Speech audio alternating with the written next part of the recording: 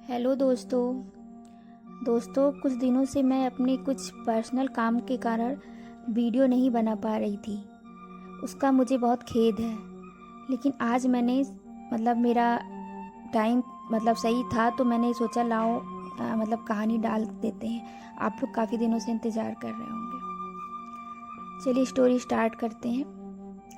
England की राजगद्दी साल 1509 से लेकर 1547 तक हेनरी के हाथों में हुआ करती थी।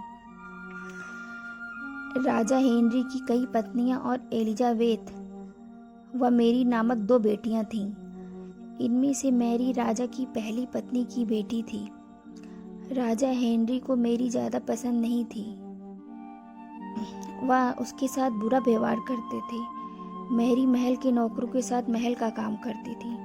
अगर मैरी कुछ भी कह दे तो राजा उसकी कोई भी बात नहीं मानते थे।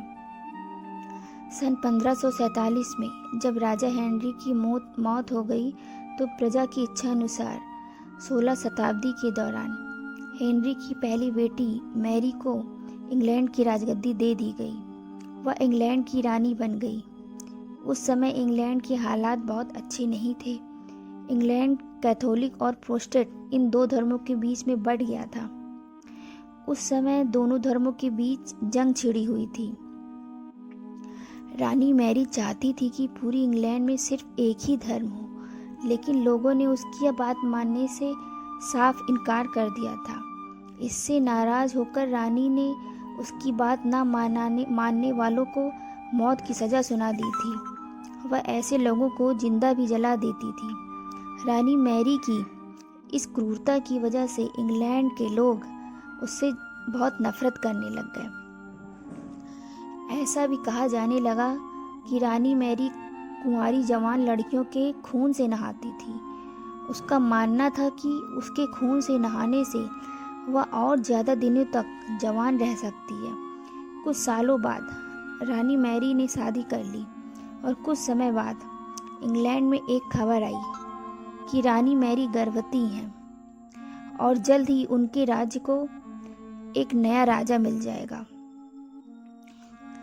इस बात से हर सभी खुश हुए, लेकिन उस समय रानी मैरी के साथ बहुत ही एक अजीब घटना हो गई। उनके गर्भ से किसी भी बच्चे का जन्म नहीं हुआ, बल्कि कुछ ही महीनों के बाद रानी मैरी का पेट फिर से सामान्य हो गया। वहाँ के ओझा लोगों ने अपनी तंत्र से विद्या से रानी मैरी के गर्भ में कोई बच्चा नहीं बल्कि एक भूत है ये बताया। कुछ समय बाद फिर से रानी मैरी के गर्भ में वही भूत आकर रहने लगा। वह फिर से गर्भवती हो गई। इस बार भी रानी को कोई बच्चा नहीं हुआ और उस घटना के कुछ दिनों बाद ही रानी मैरी की मृत्यु हो गई। उसके बाद मैरी की छोटी बहन एलिजाबेथ को इंग्लैंड की राजगद्दी पर बैठाया गया और एलिजाबेथ इंग्लैंड की नई रानी बन गई। रानी मैरी की क्रूरता की वजह से इंग्लैंड के लोग उसे एक निर्दयी औरत मानते थे।